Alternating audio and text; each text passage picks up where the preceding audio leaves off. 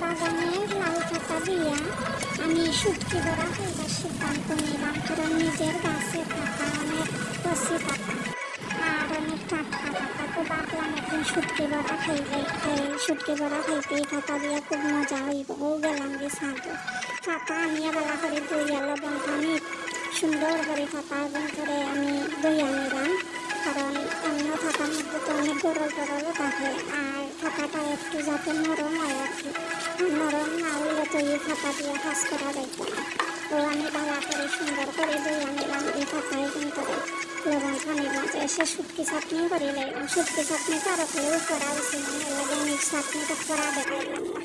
এর মধ্যে একটা স্টিলের প্লেটের মাঝে পাতারে বিছাইয়ার পরে চাটনি দিলাম, দিয়া এরপরে আমি এটারে ভালো করে পাটি সাপটা পিটার মতো আর কি মুড়াইয়া নিলাম।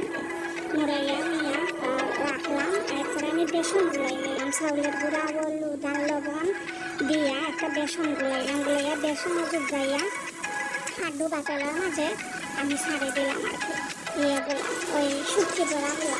তো আমার বড়াগুলা দেখো সুন্দর হয়েছে এবং খাইতেও কিন্তু অনেক মজা হয়েছে। আসলে নিজের গাছের যে সকাল একটু কইলেও খুব মজা হয় সবটা।